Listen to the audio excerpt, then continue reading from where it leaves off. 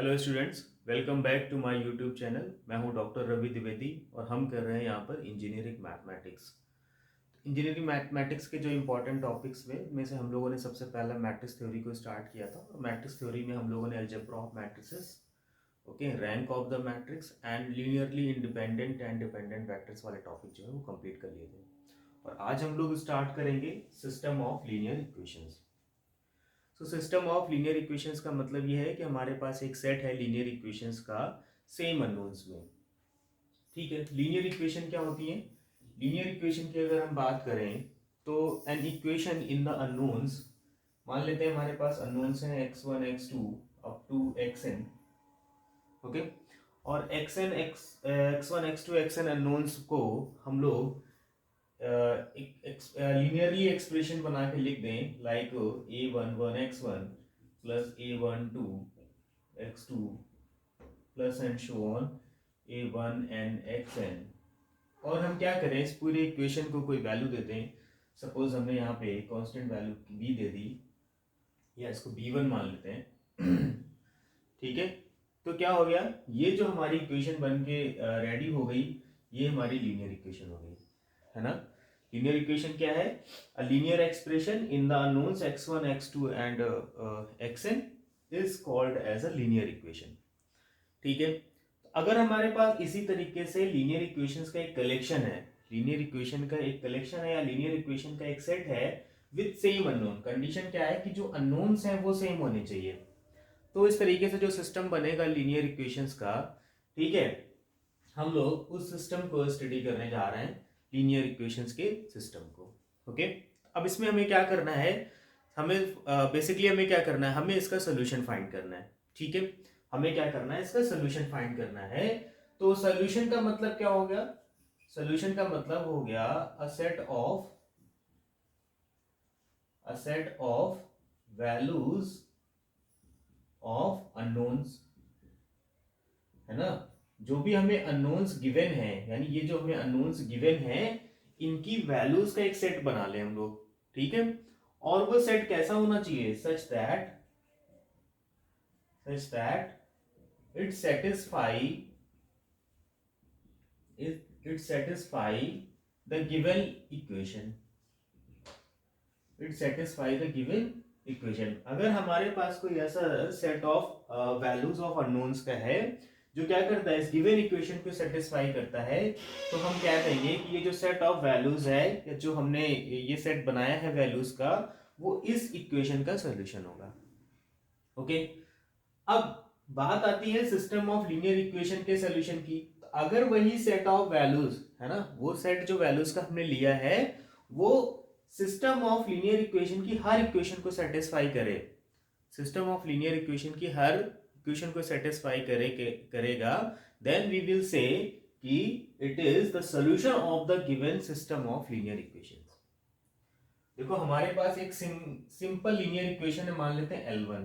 ठीक है, और L1 हमारे पास इस तरीके से है कि it is a11 x1 a12 x2, जैसा कि हमने लिखा है, plus a1n xn equal to b1।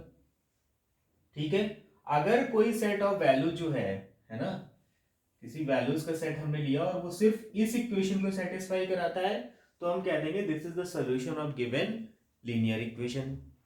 But अगर यही सेट ऑफ वैल्यूज हमारे पास क्या है, इस तरीके से पूरा एक कलेक्शन है लीनियर इक्वेशंस का, और उसमें क्या है, कंडीशन क्या है, अननोन सेम है। अगर ये हमारे जो सेट ऑफ वैल्यूज है अननोन्स की, वो सारी लीनियर इक्वेशंस को सेटिस्फाई करता है, then this solution will be the solution of the system of linear equation, system of linear equations।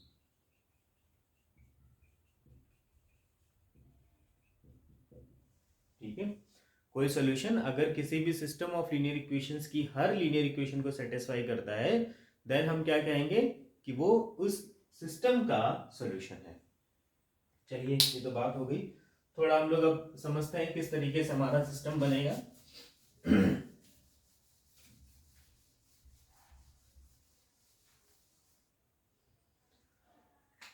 तो इसके बाद हम लोग का जो सिस्टम है, हम उसको दो पार्ट में कैटेगराइज कर लेते हैं, एक homogeneous and A non-homogeneous, homogeneous and non-homogeneous, homogeneous and non-homogeneous system। ठीक है, क्या मतलब इस होमोजीनियस और नॉन होमोजीनियस का है? यहाँ पर जो होमोजीनियस और नॉन होमोजीनियस से मतलब ये है कि सपोज चलो पहले हम एक सिस्टम ऑफ लीनियर इक्वेशन लिख लेते हैं किस तरीके से कि हमारे पास एक सिस्टम ऑफ लीनियर इक्वेशन है a11x1 a12x2 plus and so on a1n xn equal to b1। फिर हमने क्या किया, a21 लिखा, x2 सॉरी यहाँ पे भी x1 रहेगा, 2x2 a2n xn equal to भी हमने लिख लिया b2। फिर हमने क्या किया, इस सिस्टम को हमने इस तरीके से m1 m2 x2 और यहाँ पे आएगा हमारा amn xn इक्वल टू, ठीक है, यहाँ पे मान लेते हैं हमारा ये हो गया bn। ठीक है, ये हमारे पास एक क्या है, सिस्टम ऑफ लीनियर इक्वेशंस है ना। यहाँ पे हमारे पास क्या है, m इक्वेशंस है। कितनी इक्वेशंस है यहाँ पे हमारे पास, m इक्वेशंस है, m इक्वेशंस है एंड n अननोन्स है। n क्या है, n अननोन्स है। ठीक है ना।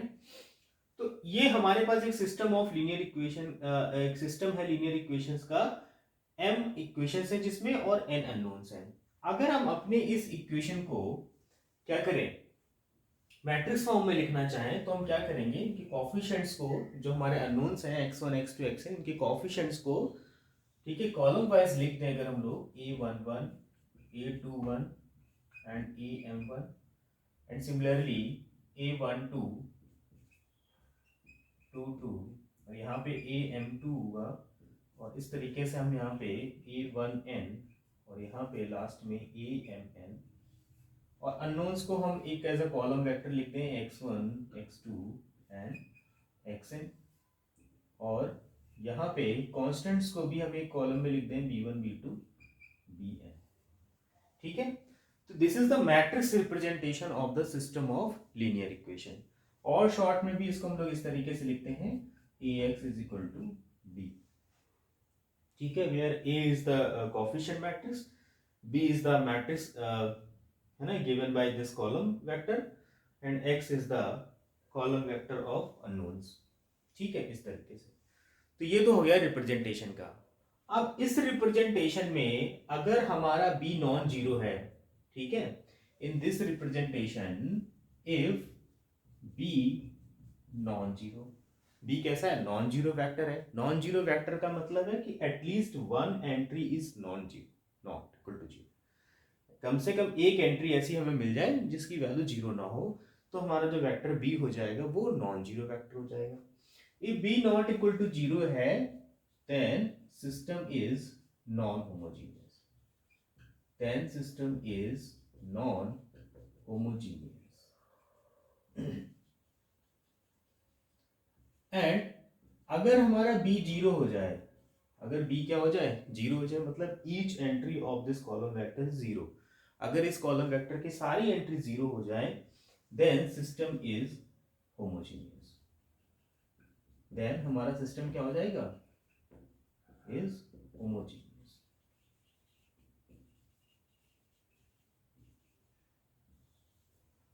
तो ये होमोजीनियस और नॉन होमोजीनियस का मतलब समझ गए कि अगर ये कांस्टेंट टर्म्स जो है, जरा अगर ध्यान से हम लोग देखें तो ये जितने भी टर्म्स हैं ये सारे के सारे टर्म कैसे हैं, डिग्री वन के टर्म है। मतलब यहाँ पे x1 की डिग्री भी वन है, x2 की डिग्री वन है और यहाँ पे xn की डिग्री वन है।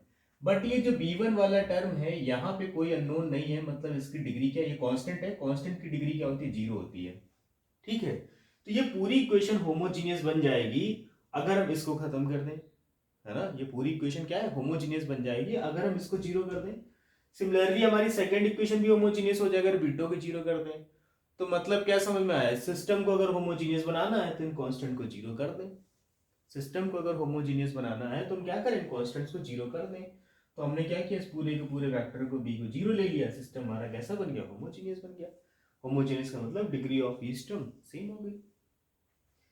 ठीक, तो ये तो बात हो गई होमोजीनियस और नॉन होमोजीनियस सिस्टम की। इसके बाद हम बात करते हैं सॉल्यूशन की इसकी, है ना। इसके बाद हम लोग बात करते हैं सॉल्यूशंस की। Solution of the system of linear equations.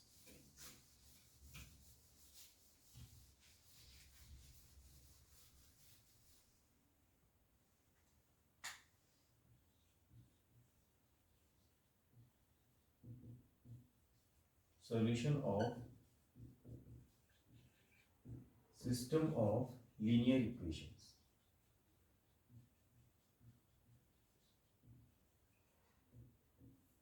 ठीक है, तो देखो पहले तो दो केस यहाँ पे बन सकते हैं, दो केस इस तरीके से बन सकते हैं कि या तो जो भी हमें सिस्टम गिवन होगा उसका सोल्यूशन एग्जिस्ट करेगा, या फिर सोल्यूशन एग्जिस्ट नहीं करेगा, मतलब there will be a solution और there will not be a solution.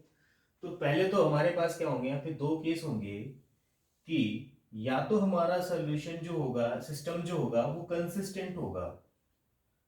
System कैसा होगा हमारा, कंसिस्टेंट होगा। कंसिस्टेंट का मतलब क्या हुआ, कंसिस्टेंट का मतलब ये हुआ कि सोल्यूशन निकल सकता है या सोल्यूशन अवेलेबल है या सोल्यूशन रखता है, हमारा जो सिस्टम है उसका सोल्यूशन है। इनकंसिस्टेंट का मतलब है नो सोल्यूशन। इनकंसिस्टेंट का मतलब है कि कोई सोल्यूशन नहीं है सिस्टम का। ठीक है, चलो पहली तो बात ये होगी सोल्यूशन है या फिर नहीं है ना। हैव सोल्यूशन, कंसिस्टेंट का मतलब हो गया हैव सॉल्यूशन, इनकंसिस्टेंट का मतलब हो गया नो सॉल्यूशन, है ना। इसके बाद हम लोग क्या करना है, अगर कंसिस्टेंट है ना, अगर कंसिस्टेंट है तो या तो फिर इसका एक सॉल्यूशन होगा या फिर इसके इनफाइनाइट नंबर ऑफ सॉल्यूशंस होंगे। या तो इसका एक सॉल्यूशन होगा, ठीक है, यूनिक सॉल्यूशन होगा, या तो फिर और या फिर इनफाइनाइट नंबर ऑफ सॉल्यूशन होंगे। Infinite number of solution. अब बात ये भी कह सकते हैं, या बात ये भी क्वेश्चन दिमाग में आ सकता है कि सर दो या तीन सॉल्यूशन क्यों नहीं हो सकते, इनफाइनाइट नंबर ऑफ सॉल्यूशन ही क्यों होंगे। तो एग्जांपल अगर हम लोग ले लें कि मान लेते हैं हमारे पास दो लाइन है किसी कार्टेशियन प्लेन में। एक लाइन मान लेते हैं हमारे पास है x plus two is equal x plus y is equal to 5, है ना, तो ये इस तरीके से जाएगी। ठीक है, दूसरी इक्वेशन अगर हम लोग ले लेते हैं x minus y is equal to 3, है ना, x minus y is equal to 3, तो ये लाइन किस तरीके से होगी, ये लाइन हमारी कुछ इस तरीके से होगी। तो जरा देखो, ये दो इक्वेशन है और ये दो इक्वेशन कितने पॉइंट्स पे कट कर रही है, एक ही पॉइंट पे कट कर रही है, मतलब एक सोल्यूशन होगा। अब इसी के साथ में अगर यहाँ पे हम लोग ले लें, इसके साथ में दूसरी इक्वेशन यहाँ पे चेंज कर लेते हैं, हम ले लेते हैं 2x plus two y is equal to 10, ले लिया हमने 2x plus two y is equal to 10। तो क्या होगा, ये लाइन इस लाइन के ऊपर ही कोइंसिडेंट हो जाएगी, कोइंसाइड कर जाएगी, है ना। ये क्या हो जाएगी, ये लाइन जो है सेकंड लाइन वो क्या होगी, इसी लाइन के ऊपर कोइंसाइड कर जाएगी। तो कोइंसाइड हो गई, इसका मतलब क्या हो गया कि जो भी पॉइंट इस लाइन को सेटिस्फाई करेंगे वो सब के सब इसके सॉल्यूशन होंगे। तो कितने सॉल्यूशन मिल रहे हैं, इनफाइनाइट नंबर ऑफ सॉल्यूशन। जरा और थोड़ा दिमाग से सोचो, क्या दो लाइन है ना आपस में दो पॉइंट्स पे कट कर सकती हैं कभी, या तो ये एक पॉइंट पे कट करेंगी या फिर ये क्या हो जाएंगी, कोइंसाइड हो जाएंगी। इसके अलावा दूसरा केस नहीं बनेगा। तो या तो हमें यूनिक सोल्यूशन मिलेगा सिस्टम ऑफ लीनियर इक्वेशंस में से, या फिर इनफाइनाइट नंबर ऑफ सॉल्यूशंस मिलेंगे, है ना। ठीक है, चलो ये तो बात हो गई, हम समझ गए सोल्यूशन का मतलब क्या, हमें कब कैसा मिलेगा।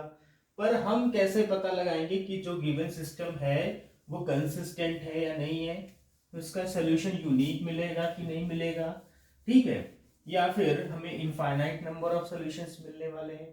तो उसके लिए हम लोग क्या करेंगे, मैट्रिक्स की रैंक थ्योरी का यूज करेंगे। हम लोग क्या करेंगे, मैट्रिक्स की रैंक थ्योरी का यूज करेंगे। तो सबसे पहले हम बनाएंगे ऑगमेंटेड मैट्रिक्स,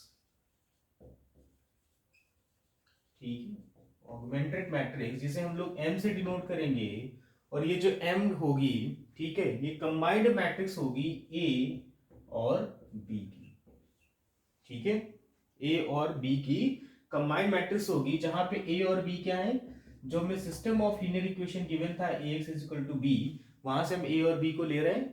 ए और बी को दोनों को कंबाइंड करके जो मैट्रिक्स बनेगी वो हमारी क्या बन जाएगी, augmented matrix B.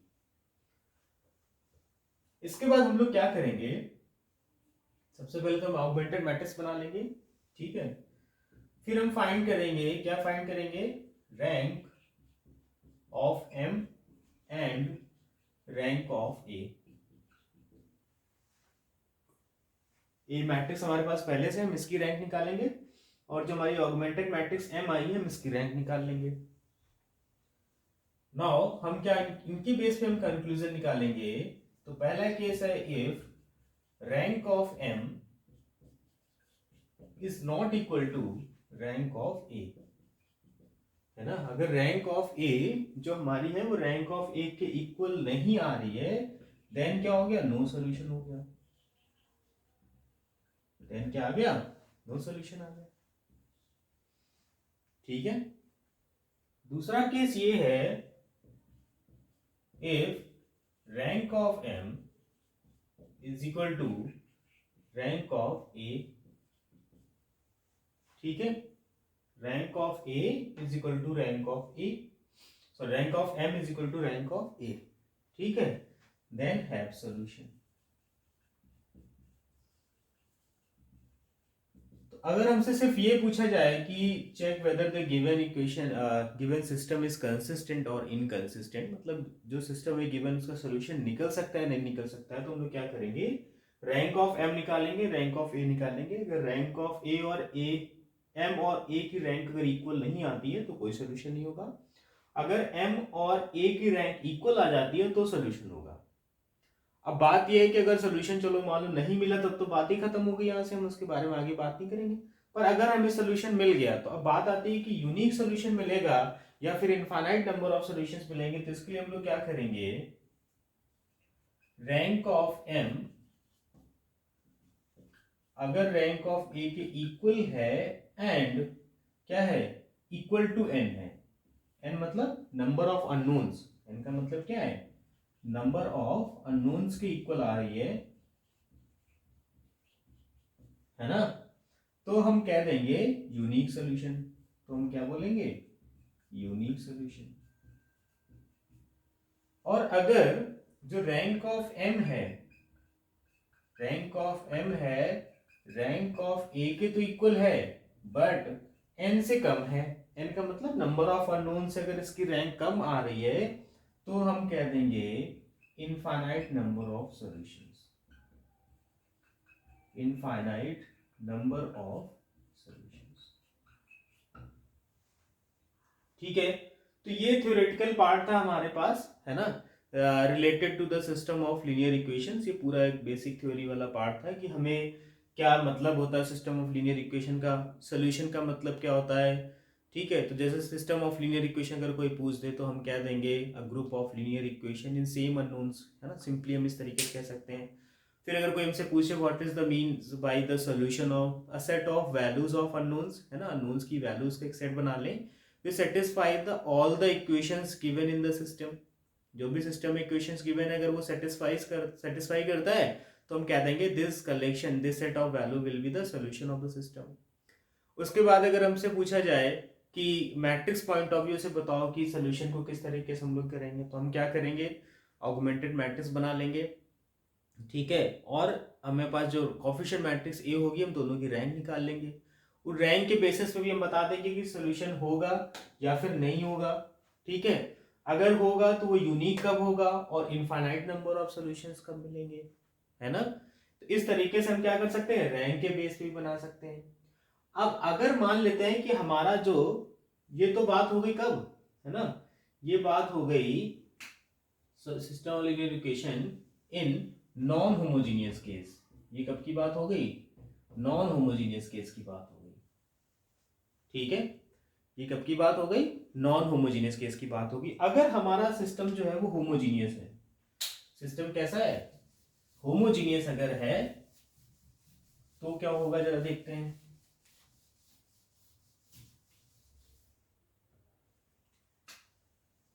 In case of homogeneous, in case of homogeneous जरा देखो, हमने जो मैट्रिक्स एम बनाई थी वो क्या थी, ए और बी का कलेक्शन था। ए और बी का मतलब ए और बी को कंबाइन करके बनाया था हमने। अब होमोजीनियस केस में क्या होता है, बी तो होता है जीरो, है ना, ए क्या आ गया, यहाँ पे एक जीरो वेक्टर ही आ गया पूरा का पूरा। तो जो इसकी रैंक होगी एम की, है ना, जो रैंक होगी एम की वो ऑलवेज इक्वल आएगी रैंक ए के, बिकॉज ये जीरो वेक्टर जो है वो रैंक पे कोई भी इफेक्ट नहीं डालेगा, ठीक है, क्योंकि हमें तो नॉन जीरो रो चाहिए होती है और ये जो है वो इस पे इफेक्ट नहीं डालेगा। तो रैंक ऑफ एम जो है वो हमेशा रैंक ऑफ ए के इक्वल आएगी, ठीक है। तो ये क्या होगा, ऑलवेज कंसिस्टेंट हो गया, सिस्टम कैसा हो गया, ये ऑलवेज कंसिस्टेंट हो गया। अगर हमें ये पता चल गया कि हमारा होमोजीनियस केस में सिस्टम ऑलवेज कंसिस्टेंट होता है, तो फिर हम ये एम और रैंक वाले सीन नहीं करेंगे, है ना। हम क्या करेंगे तब, हम क्या करते हैं, चलो थोड़ा और समझ लेते हैं। अगर rank M equal to rank of A always consistent है तो क्या होगा, यूनिक सोल्यूशन के लिए किसके इक्वल आना चाहिए, एन के इक्वल आना चाहिए, और इनफाइनाइट सोल्यूशन के लिए क्या होना चाहिए, लेस देन एन निकलना चाहिए। एन मतलब नंबर ऑफ अननोन्स, है ना। अगर हमारे पास, ठीक है, होमोजीनियस सिस्टम गिवन है तो हम डायरेक्ट क्या करेंगे, रैंक ऑफ ए निकाल लेंगे। हम डायरेक्ट क्या करेंगे, रैंक ऑफ ए निकाल लेंगे। We don't need the augmented matrix M, because ये हमेशा कंसिस्टेंट होता है। अगर रैंक ऑफ ए जो है वो लेस देन एन आ रही है, सॉरी लेस देन एन आ रही है ना, तो इनफाइनाइट नंबर ऑफ सॉल्यूशंस। अगर वो इक्वल टू एन आ रही है तो यूनिक सोल्यूशन, ठीक है। इसके बाद भी अगर एक केस और हमारे पास है, अगर ये होमोजीनियस केस में स्क्वायर फॉर्म बन रहा है, कौन सा बन रहा है, स्क्वायर फॉर्म बन रहा है, तो हमें रैंक निकालने की भी जरूरत नहीं है। सीधे सीधे हम क्या निकालेंगे, डिटर्मिनेंट ऑफ ए। अगर ये नॉट इक्वल टू जीरो आ रहा है ना, नॉन जीरो आ रहा है, यूनिक सोल्यूशन, ठीक है। और अगर ये जीरो आ रहा है तो क्या हो जाएगा, इनफाइनाइट सोल्यूशन, इनफाइनाइट सोल्यूशन, ठीक है। तो अगर हमारे पास नॉन होमोजीनियस वाला केस है तो हम क्या करेंगे, एम बनाएंगे मैट्रिक्स, रैंक ऑफ एम निकालेंगे, रैंक ऑफ ए निकालेंगे, दोनों इक्वल आ रहे हैं, ठीक है, तो सोल्यूशन होगा। अगर वो अननोन्स के इक्वल आ रहे हैं तो यूनिक सोल्यूशन होगा। अगर less than number of unknowns आ रहा है तो इनफाइनाइट नंबर ऑफ सोल्यूशन होगा। रैंक दोनों की इक्वल नहीं आ रही तो कोई सोल्यूशन नहीं होगा। होमोजीनियस केस में क्या होगा, हम सीधे सीधे रैंक ऑफ ए निकाल लेंगे। अगर रैंक ऑफ ए हमारी अननोन्स की इक्वल आ रही है तो यूनिक सोल्यूशन, लेस देन अगर नंबर ऑफ अननोन्स आ रही है तो इनफाइनाइट नंबर ऑफ सोल्यूशन, ठीक है। और अगर हमारा होमोजीनियस में ये जो मैट्रिक्स ए है ये अगर स्क्वायर फॉर्म में बन जाती है तो हम डायरेक्ट डिटरमिनेंट से भी सॉल्व कर सकते हैं। डिटरमिनेंट अगर हमारा ये मैट्रिक्स ए अगर हमारी नॉन सिंगुलर है तो यूनिक सोल्यूशन, और अगर सिंगुलर है तो इनफाइनाइट नंबर ऑफ सॉल्यूशंस। इसमें यूनिक सोल्यूशन का मतलब एक और होता है, यूनिक सोल्यूशन का मतलब होता है जीरो सोल्यूशन। यूनिक सोल्यूशन का मतलब क्या होता है, जीरो सोल्यूशन। और इनफाइनाइट सॉल्यूशंस का मतलब होता है नॉन जीरो सोल्यूशन, है ना। अगर हम इस तरीके से देखें कि हमें कोई system Ax equal to zero given है, ठीक है, और इसका सिर्फ एक ही सोल्यूशन है, तो हमें पता है x इक्वल टू जीरो, तो इसका एक सोल्यूशन है ही हमेशा। x इक्वल टू जीरो तो ऑलवेज, क्योंकि x इक्वल टू जीरो से हम मल्टीप्लाई करेंगे, जीरो से सेटिस्फाई कर रहा है, तो x इक्वल टू जीरो तो इसका ऑलवेज सोल्यूशन है, ठीक है। तो अगर यूनिक सोल्यूशन आ रहा है तो इसका मतलब x इक्वल टू जीरो इसका एक सोल्यूशन है। और अगर इनफाइनाइट नंबर ऑफ सॉल्यूशंस आ रहा है तो नॉन जीरो सॉल्यूशन की बात हो रही है। तो हम जब होमोजीनियस सिस्टम को फॉर्म करेंगे तो we will be interested for the non zero solution. हम जीरो सॉल्यूशंस का क्या करेंगे, है ना, जीरो सॉल्यूशंस के लिए हम लोग क्या करेंगे।